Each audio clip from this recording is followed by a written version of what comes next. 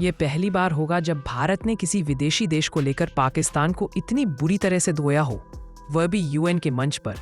बल्कि भारत ने इसके परिणाम भुगतने तक के संकेत दे डाले, जिसे देख यूएन के बाकी देश भी भारत की ओर देखते रह गए, जो कि काफी दंग करने वाली बात है। दोस्तों, संयुक्त राष्ट्र यानी यूनाइटेड नेशन का मंच आमतौर पर शांति, शिष्टाचार और कूटनीतिक भाषा के लिए जाना जाता है। यहाँ देश एक दूसरे पर सीधे हमला नहीं करते, शब्दों से खेला जाता है। भारत तो खासकर बहुत सोच समझकर बोलता है, क्योंकि भारत जानता है कि उसकी एक लाइन पूरी दुनिया में गूंजती है।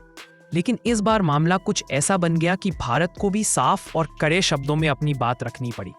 दरअसल अफगानिस्तान को लेकर हुई हालिया चर्चा में भारत ने ऐसा बयान दे दिया, जिसे सुनकर कई देशों ने तुरंत समझ लिया कि निशाना किस तरफ है। भारत ने बिना नाम लिए यह साफ कर दिया कि क्या अफगानिस्तान की हालत आज इसलिए बिगड़ रही है क्योंकि कुछ ताकतें उसे सांस लेने तक नहीं देना चाहती। आतंकवाद को पालना, सीमा पार कट्टरपंथ को बढ़ावा देना और फिर ऊपर से ट्रांजिट रास्तों को हथियार की तरह इस्तेमाल करना, यह सब किसी कमजोर देश को घुटनों पर लाने की रणनीति है। हालांकि भारत की बयानबाजी का लहजा तो नरम था, लेकिन इशारा जिस देश की ओर था उस देश की बौखलाहट देखने लायक थी। दोस्तों, बहुत बड़ी डेवलपमेंट है, तो इस वीडियो में पूरा समझते हैं। लेकिन उससे पहले इस वीडियो को लाइक करके चैनल को सब्सक्राइब जरूर कर लीजिए। दरअसल यूनाइटेड नेशन के मंच पर सभी देशों को भारत ने याद दिलाया कि अफगानिस्तान एक लैंडलॉक देश है। उसके लिए सड़कें, बॉर्डर और ट्रांजिट रूट सिर्फ व्यापार का जरिया नहीं, बल्कि जिंदगी और मौत का सवाल है। जब इन रास्तों को जानबूझकर रोका जाता है तो सरकार नहीं, आम लोग मरते हैं, दवाइयां नहीं पहुंचती, खाने का संकट खड़ा हो जाता है और पूरा देश अराजकता की तरफ धकेल दिया जाता है।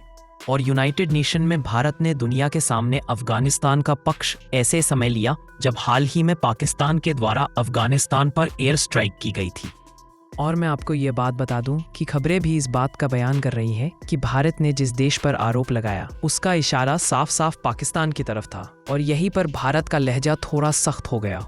भारत ने कहा कि अंतर्राष्ट्रीय नियमों और क्षेत्रीय सहयोग की बातें मंचों पर करना आसान है, लेकिन जमीन पर उनका पालन करना ज्यादा जरूरी है। किसी देश को राजनीतिक दबाव में लाने के लिए उसकी जीवन रेखा पर वार करना न केवल अमानवीय है, बल्कि पूरे क्षेत्र की शांति के लिए खतरनाक है। इसके साथ ही भारत ने साफ शब्दों में यह भी कहा कि अफगानिस्तान की जमीन का इस्तेमाल आतंकवाद फैलाने के लिए हुआ तो उसकी कीमत पूरे दक्षिण एशिया को चुकानी पड़ेगी। ISIL जैसे संगठनों से लेकर क्षेत्रीय आतंकी नेटवर्क तक सभी पर एक साथ नकेल कसना जरूरी है। यह सिर्फ अफगानिस्तान की समस्या नहीं है, यह एक अंतर्राष्ट्रीय खतरा है। यही से यह मुद्दा सिर्फ मानवीय नहीं रहता, बल्कि सीधे सीधे ताकत, राजनीति और पड़ोसी देशों की नीयत से जुड़ जाता है। और यही वजह है कि भारत का यह बयान सामान्य भाषण नहीं, बल्कि एक सोचा समझा और सख्त संदेश माना जा रहा है। और भारत ने इस तरीके से इनडायरेक्टली संदेश दिया है कि अगर अफगानिस्तान को हाथ भी लगाया तो भारत पाकिस्तान के खिलाफ पूरी फौज खड़ी करने की ताकत रखता है। अब दोस्तों, अगर इस पूरे मामले को थोड़ा गहराई से समझें तो तस्वीर और साफ हो जाती है। अफगानिस्तान की अर्थव्यवस्था आज जिस हालत में है उसकी एक बड़ी वजह है उसका ट्रांजिट ट्रेड। अफगानिस्तान का करीब 60% से ज्यादा आयात और निर्यात आज भी पाकिस्तान के रास्ते होता है। और आप इस मैप में देखकर आसानी से भारत, अफगानिस्तान और पाकिस्तान की लोकेशन को समझ सकते हैं। यानी खाने पीने का सामान हो, दवाइयां हो या रोजमर्रा की जरूरतें, सब कुछ बॉर्डर और ट्रांजिट रूट पर टिका हुआ है। लेकिन समस्या तब शुरू होती है जब इन रास्तों को राजनीति का हथियार बना लिया जाता है।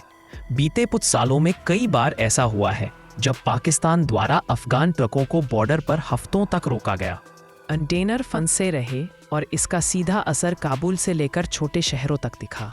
दवाइयों की कीमतें बढ़ी, खाने का संकट गहराया और आम अफगान नागरिक सबसे ज्यादा पिसा। यही वजह है कि भारत ने यूएन के मंच से यह बात उठाई कि किसी लैंडलॉक देश के साथ ऐसा व्यवहार न सिर्फ अमानवीय है, बल्कि अंतर्राष्ट्रीय व्यापार नियमों और क्षेत्रीय सहयोग की भावना के भी खिलाफ है। भारत ने बिना नाम लिए यह इशारा साफ कर दिया कि ट्रांजिट और व्यापार को दबाव की रणनीति बनाना पूरे दक्षिण एशिया को स्थिर कर सकता है। अब यहाँ भारत की भूमिका भी समझना जरूरी है। 2021 के बाद जब हालात बदले तब भी भारत अफगानिस्तान से पूरी तरह पीछे नहीं हटा। भारत ने हजारों टन गेहूं, जरूरी दवाइयां और मेडिकल सहायता अफगान लोगों तक पहुंचाई। चाबहार पोर्ट के जरिए भारत ने यह दिखाया कि अफगानिस्तान को सांस लेने के लिए विकल्प दिए जा सकते हैं, बशर्ते नीयत साफ हो। यहीं पर पाकिस्तान की परेशानी भी बढ़ती है, क्योंकि जब भारत बिना शोर मचाए अफगानिस्तान तक मदद पहुंचाता है तो यह सीधा संदेश जाता है कि क्षेत्र में सिर्फ दबाव की राजनीति नहीं चलेगी। भारत ने साफ कर दिया कि वह अफगान लोगों के साथ खड़ा है, न कि किसी आतंकी सोच या अस्थिरता फैलाने वाली रणनीति के साथ। और इसी कड़ी में भारत ने आतंकवाद का मुद्दा भी उठाया। भारत ने कहा कि ISI और अल-कायदा, लश्कर तैयबा और जैश-ए-मोहम्मद जैसे संगठन सिर्फ एक देश की समस्या नहीं है। जब इन्हें पनपने दिया जाता है तो उनकी आग सीमाएं नहीं देखती। यही कारण है कि भारत ने अंतर्राष्ट्रीय समुदाय से कहा कि अब दिखावे के बयान नहीं बल्कि ठोस कार्रवाई की जरूरत है। जिससे साफ है दोस्तों, यह सिर्फ भाषण नहीं था, एक चेतावनी भी थी और एक आईना भी, जिसमें दिखाया गया कि अफगानिस्तान की दुर्दशा के पीछे सिर्फ हालात नहीं बल्कि कुछ सोची समझी नीतियां भी जिम्मेदार है। और भारत ने ये बात दुनिया के सामने सीधे लेकिन संतुलित तरीके से रख दी। अब दोस्तों, इस पूरे घटनाक्रम का सबसे बड़ा मतलब यही है कि भारत अब सिर्फ प्रतिक्रिया देने वाला देश नहीं रहा। भारत अब अंतर्राष्ट्रीय मंचों पर एजेंडा सेट करने की स्थिति में आ चुका है। संयुक्त राष्ट्र में भारत ने जिस तरह अफगानिस्तान, आतंकवाद और ट्रांजिट पॉलिटिक्स को एक ही धागे में पिरोकर पेश किया, वह सीधे सीधे उन देशों के लिए असहज करने वाला था जो सालों से पर्दे के पीछे खेल खेलते आए हैं। भारत ने साफ कर दिया कि अफगानिस्तान को कमजोर रखना किसी एक देश का नहीं बल्कि पूरे क्षेत्र का नुकसान है। अगर अफगानिस्तान में अराजकता बढ़ती है, आतंकवाद फैलता है और आम लोग भूखे मरते हैं तो उसकी लपटें सीमाओं में नहीं रुकेंगी। यही वजह है कि भारत ने यह भी कहा कि अफगान जनता को सजा देना किसी भी हालत में स्वीकार्य नहीं हो सकता। यहाँ भारत की रणनीति भी समझने लायक है। एक तरफ भारत आतंकवाद पर जीरो टॉलरेंस की बात करता है तो दूसरी तरफ वह अफगान लोगों के लिए मानवीय सहायता, व्यापारिक विकल्प और कनेक्टिविटी के रास्ते खोलने की वकालत करता है। यानी भारत ने साफ संदेश दे दिया कि वह ना तो अराजकता का समर्थन करता है और ना ही किसी देश की जबरन दादागिरी को। इस बयान का असर सिर्फ UN हॉल तक सीमित नहीं रहा, यह उन सभी देशों तक पहुंचा जो अफगानिस्तान को अपने प्रभाव क्षेत्र की तरह इस्तेमाल करना चाहते हैं। भारत ने बिना नाम लिए यह दिखा दिया कि अब दक्षिण एशिया में पुराने तरीके नहीं चलेंगे।